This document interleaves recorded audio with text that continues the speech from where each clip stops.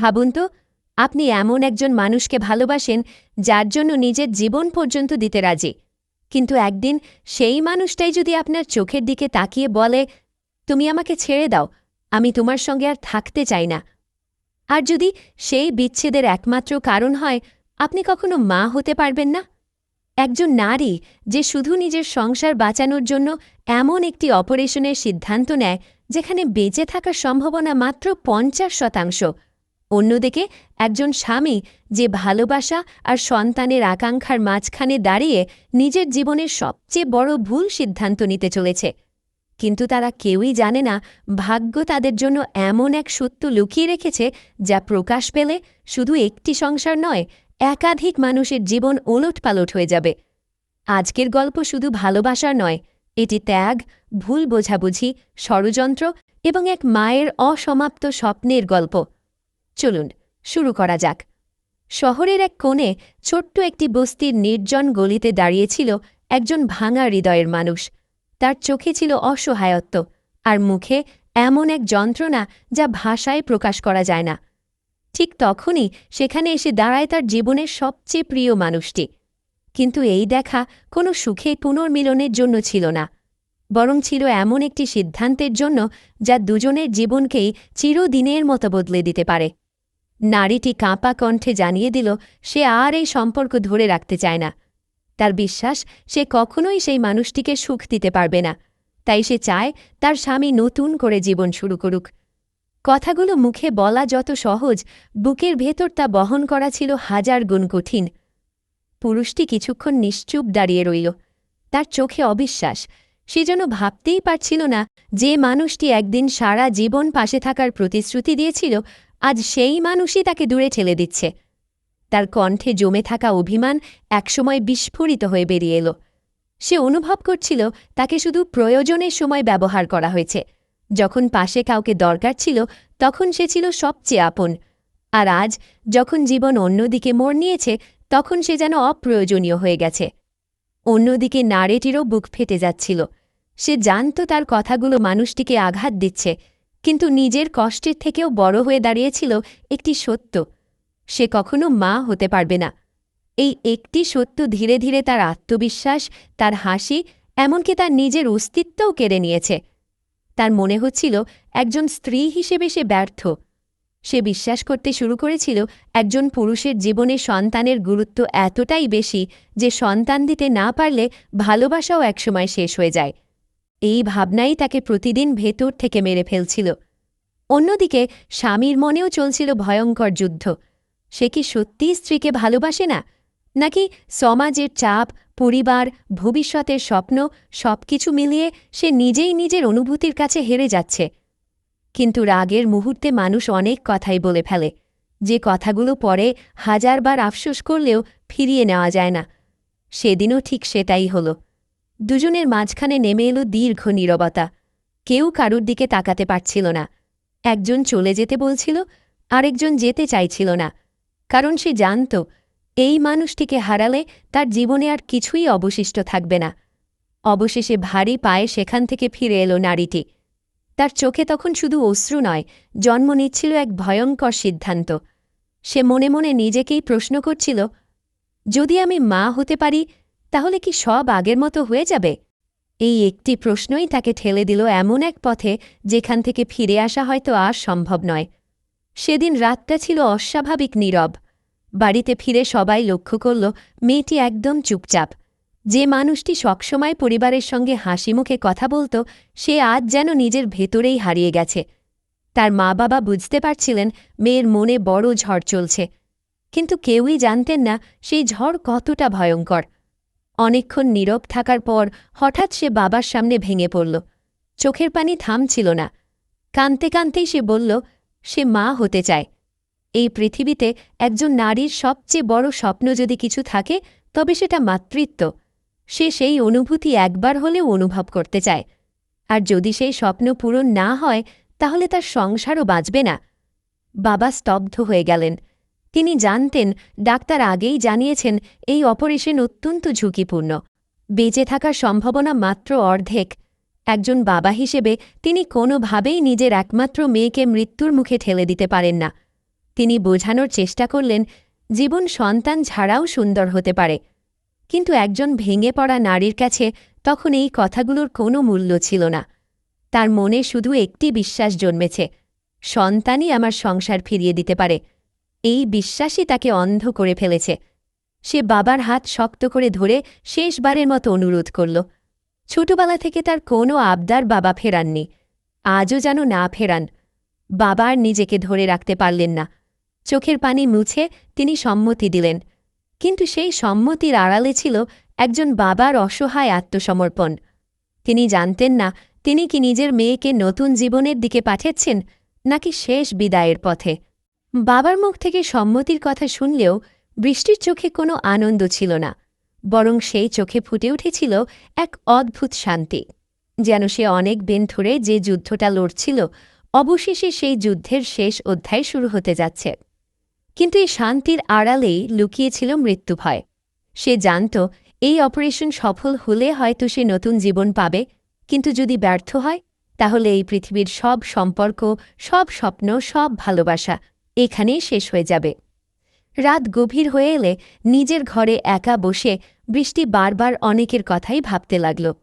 যে মানুষটার হাত ধরে সারা জীবন পথ চলার স্বপ্ন দেখেছিল, আজ সেই মানুষটাই তার থেকে দূরে সরে যাচ্ছে। তবুও তার প্রতি বৃষ্টির ভালোবাসা একটুও কমেনি, বরং সে মনে মনে একটি কথাই বারবার বলছিল, যদি আমি ফিরে আসি তাহলে সব কিছু আবার নতুন করে শুরু করব, আর যদি না ফিরি তাহলে অন্তত চেষ্টা করেছি এই আফসোসটা থাকবে না। তার চোখ বেয়ে নীরবে অশ্রু ঝরতে লাগল। অন্যদিকে অনেকও শান্তিতে ছিল না। বৃষ্টির বলা প্রতিটি কথা তার কানে বারবার বাজছিল। সে যতই নিজেকে শক্ত দেখানোর চেষ্টা করুক, ভেতরে ভেতরে সে ভেঙে পড়ছিল, কারণ সে জানত রাগের মাথায় সে এমন কিছু কথা বলে ফেলেছে যেগুলো কোনো মানুষকে বলা উচিত নয়।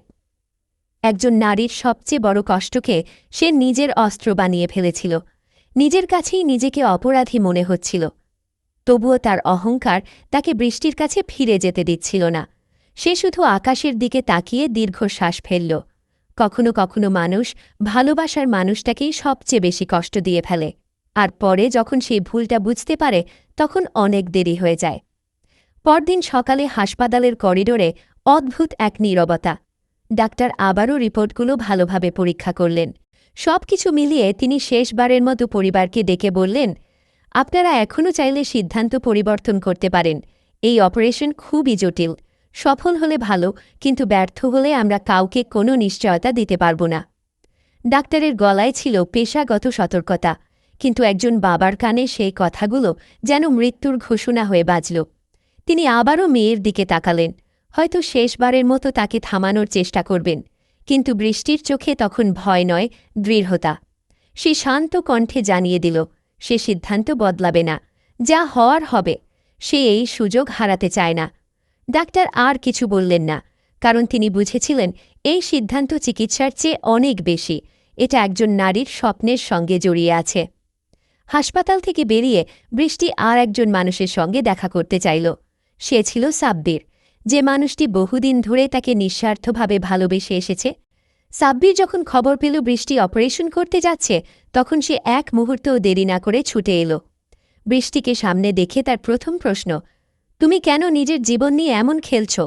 তার গলায় রাগের চেয়ে বেশি ছিল ভয়। সে জানত এই সিদ্ধান্তের পরিণতি ভয়াবহ হতে পারে। বৃষ্টি শান্ত গলায় সব খুলে বলল। সে বলল, আমি যদি মা না হতে পারি তাহলে আমার সংসারও থাকবে না। এই একটি বাক্য শুনেই সাব্বির বুঝে গেল বৃষ্টি এখনও অনেককেই ভালোবাসে, এবং সেই ভালোবাসার জন্যই নিজের জীবন উৎসর্গ করতেও প্রস্তুত। কিছুক্ষণ চুপ থেকে সাব্বির এমন একটি কথা বলল যা শুনে যে কেউ আবেগপ্রবণ হয়ে পড়বে। সে বলল, যদি একজন মানুষ তোমাকে সত্যি ভালোবাসে তাহলে তোমাকে বদলে যেতে বলবে না, তোমার জীবনের বিনিময়ে ভালোবাসা চাইবে না। তুমি যদি চাও, আমি আজও তোমাকে বিয়ে করতে রাজি। সন্তান না হলেও আমার কোনো আপত্তি নেই, আমি শুধু তোমাকে চাই। এই কথাগুলো বলার সময় সাব্বিরের চোখে জল চলে এসেছিল, কারণ সে জানত হয়তো এটাই তার শেষ চেষ্টা। কিন্তু বৃষ্টি মৃদু হেসে মাথা নাড়ল। তার কণ্ঠে ছিল কৃতজ্ঞতা, কিন্তু ভালোবাসা ছিল অন্য কারো জন্য। সে বলল, তুমি খুব ভালো মানুষ, কিন্তু আমার হৃদয়ে আজও একজনই আছে। তাকে ছাড়া অন্য কাউকে নিয়ে আমি ভবিষ্যৎ কল্পনাও করতে পারি না। সাব্বির আর কোনো কথা বলল না। সে বুঝে গেল ভালোবাসা কখনো জোর করে পাওয়া যায় না। সে শুধু মনে মনে প্রার্থনা করল, হে আল্লাহ, অন্তত বৃষ্টিটাকে বাঁচিয়ে রেখো। এদিকে শহরের অন্য প্রান্তে শুরু হয়ে গেছে আর একটি যুদ্ধ। মেঘলার কোম্পানির বিশাল নির্মাণ প্রকল্প হঠাৎ করেই সরকারি নির্দেশে বন্ধ হয়ে গেছে। প্রথমে কেউ কিছুই বুঝতে পারছিল না, সব কাগজপত্র ঠিক থাকার পরও কেন এমন সিদ্ধান্ত। ম্যানেজার সমস্ত ফাইল বের করে আবার যাচাই করলেন। কোথাও বড় কোনো ভুল খুঁজে পাওয়া গেল না। তখনই সবার মনে একটি নাম ভেসে উঠল, রাতুল। এই মানুষটি আগেও ব্যক্তিগত প্রতিশোধ নিতে নানা ফাঁদ পেতেছে।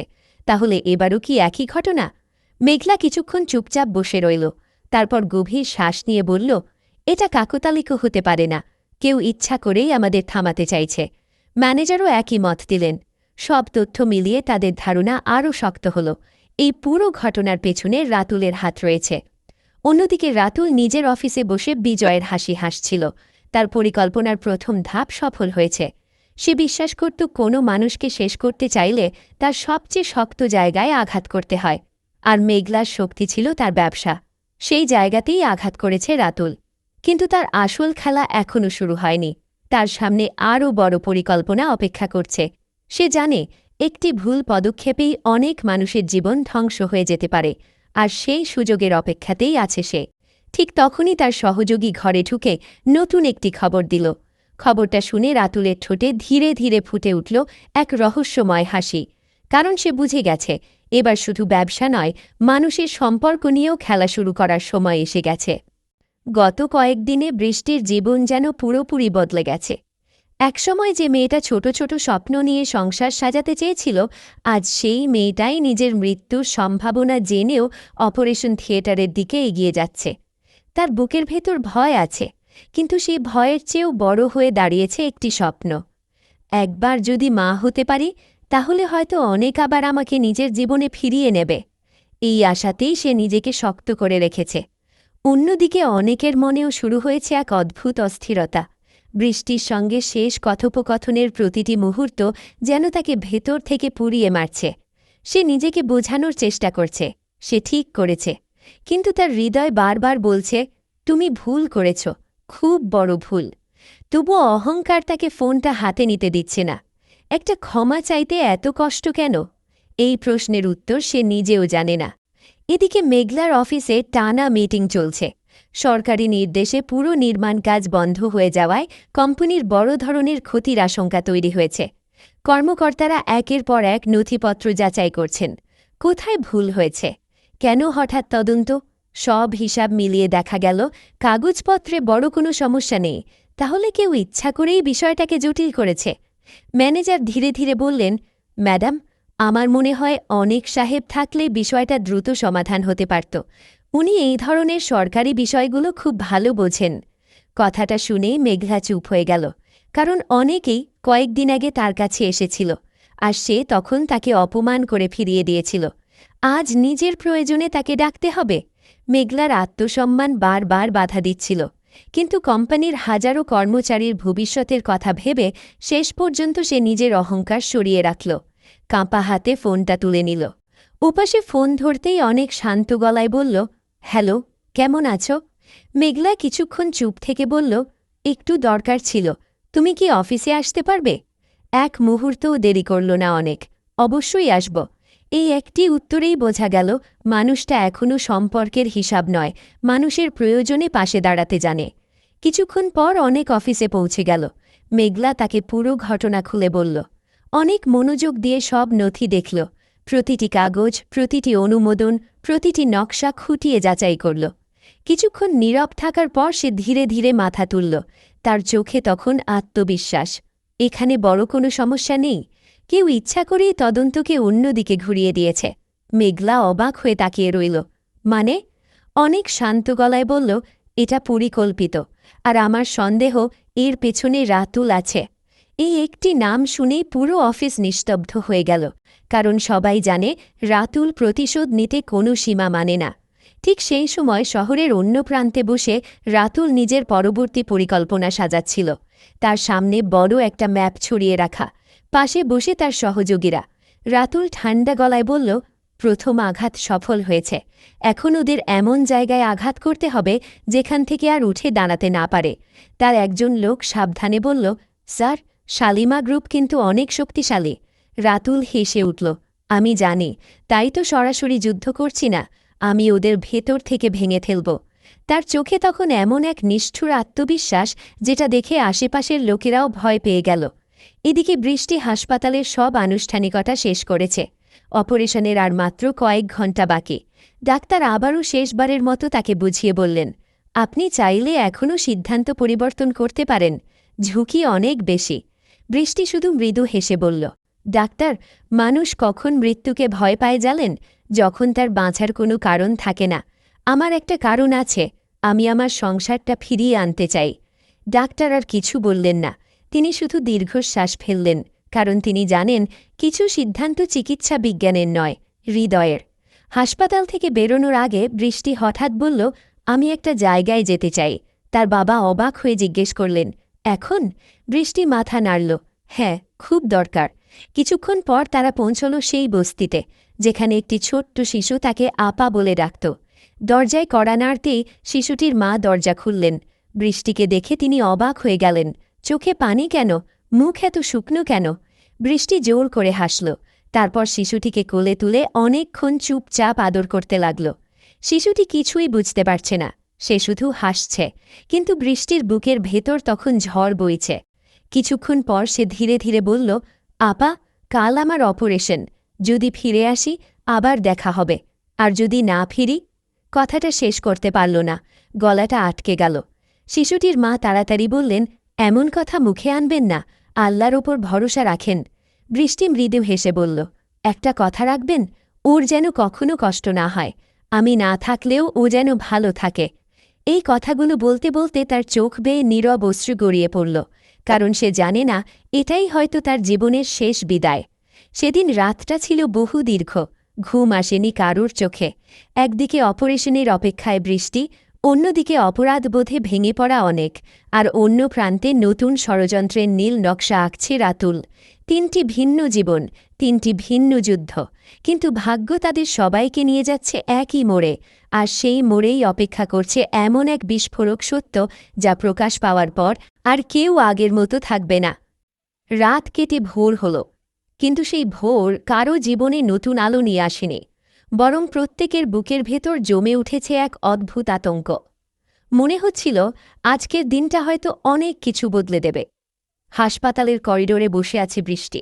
সাদা দেয়াল, নিস্তব্ধ পরিবেশ, আর চারপাশে মানুষের ব্যস্ত চলাফেরা, সব কিছু মিলিয়ে জায়গাটা যেন আরও ভয়ঙ্কর লাগছিল। তার হাতে ভর্তি কিছু কাগজ, সেখানে নিজের স্বাক্ষর করার সময় তার হাত একবার কেঁপে উঠল। এটাই সেই সম্মতিপত্র যেখানে লেখা আছে অপারেশনের সব ঝুঁকির দায় সে নিজেই নিচ্ছে। এক মুহূর্তের জন্য তার চোখ বন্ধ হয়ে গেল। মনে পড়ল অনেকের মুখ, মনে পড়ল তাদের প্রথম দেখা, প্রথম ভালোবাসা, একসঙ্গে ভবিষ্যতের স্বপ্ন দেখা, আর তারপর ধীরে ধীরে সেই স্বপ্নগুলোর ভেঙে পড়া। নিজের অজান্তেই তার চোখ ভিজে উঠল। সে মনে মনে বলল, হয়তো আজকের পর সব কিছু বদলে যাবে। যদি বেঁচে ফিরি তাহলে নতুন জীবন শুরু করব, আর যদি না ফিরি তাহলে অন্তত আমার ভালোবাসাটা সত্যি ছিল। অন্যদিকে অনেক নিজের অফিসে বসে থাকলেও কোনো কাজেই মন বসাতে পারছিল না। তার সামনে ফাইল খোলা, ফোন বাজছে, লোকজন আসছে যাচ্ছে, কিন্তু সে যেন অন্য এক পৃথিবীতে হারিয়ে গেছে। বৃষ্টির শেষ কথাগুলো তার কানে বারবার বাজছে, আমি যদি মা না হতে পারি তাহলে তোমার সামনে স্ত্রীর অধিকার নিয়ে দাঁড়াব কিভাবে? এই একটি বাক্য তার বুকের ভেতর ছুরির মতো বিঁধে আছে। সে বুঝতে পারছে রাগের মাথায় বলা কথাগুলো একজন মানুষের জীবনটাই বদলে দিতে পারে, কিন্তু সে এখনও জানে না বৃষ্টি আজ হাসপাতালে, সে মৃত্যুর সঙ্গে লড়াই করতে যাচ্ছে। এদিকে মেঘলার অফিসে নতুন করে ব্যস্ততা শুরু হয়েছে। আজ সরকারি তদন্তের দিন। অনেক খুব ভোরেই অফিসে এসে সব নথি আবারও একবার যাচাই করে নিল। তার অভিজ্ঞ চোখ খুব দ্রুতই বুঝে গেল এখানে কিছু নথি ইচ্ছে করেই পরিবর্তন করা হয়েছে।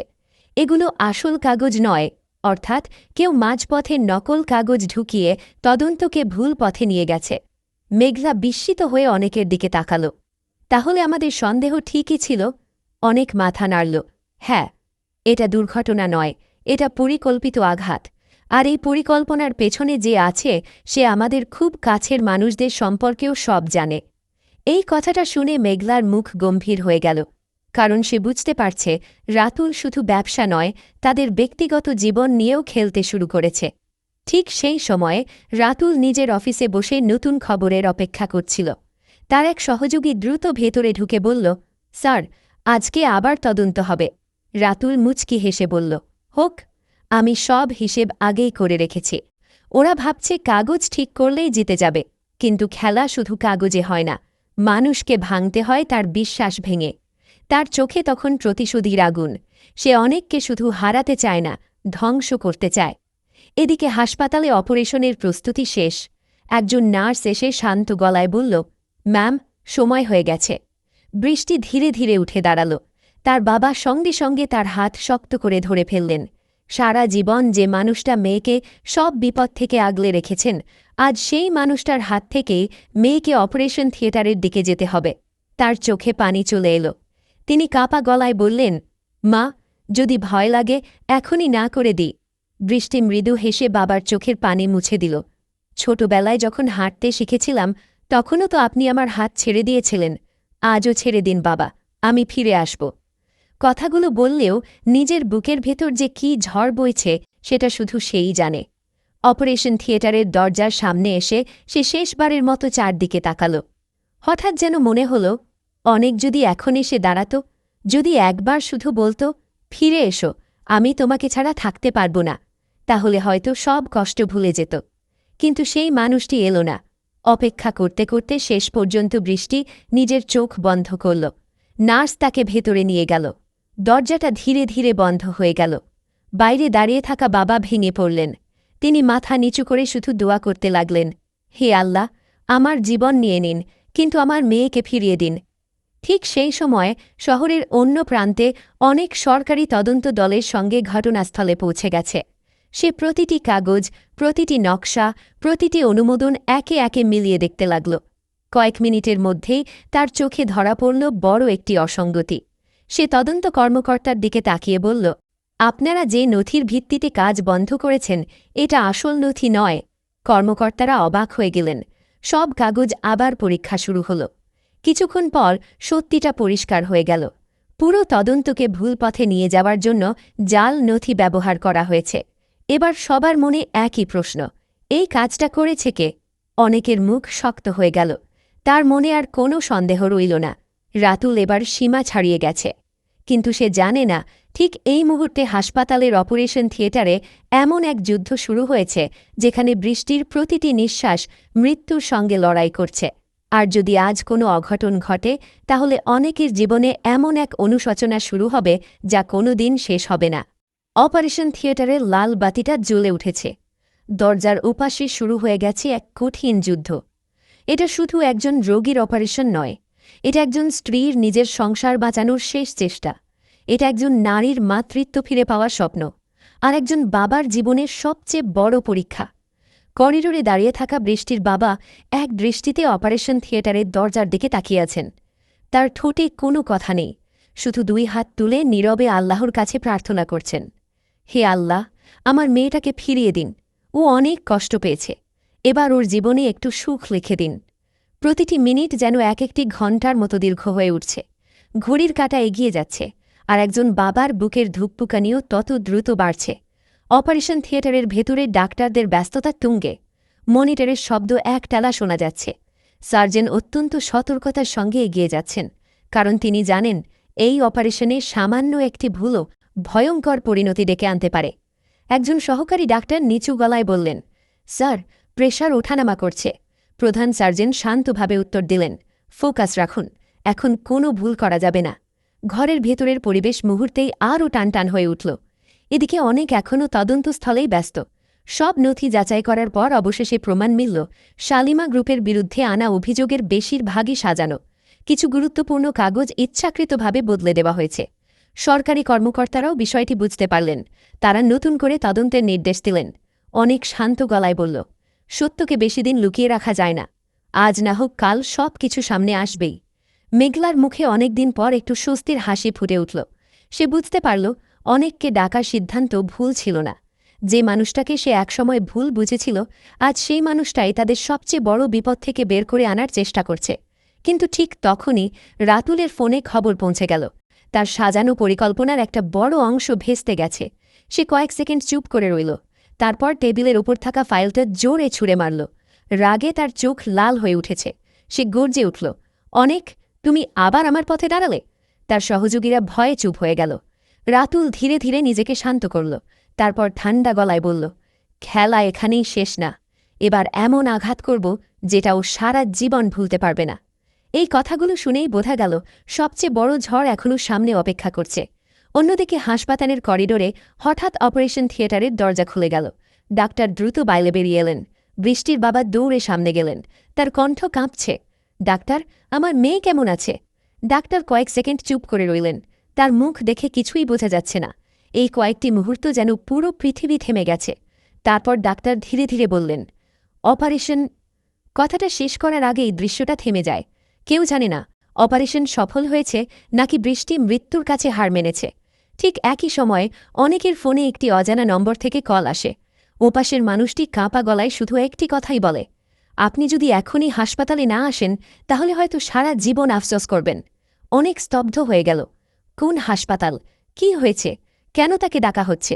সে কিছুই জানে না, কিন্তু তার বুকের ভেতর হঠাৎ অজানা এক ভয় কাজ করতে শুরু করল। গাড়ির চাবি হাতে নিয়ে সে দ্রুত বেরিয়ে পড়ল।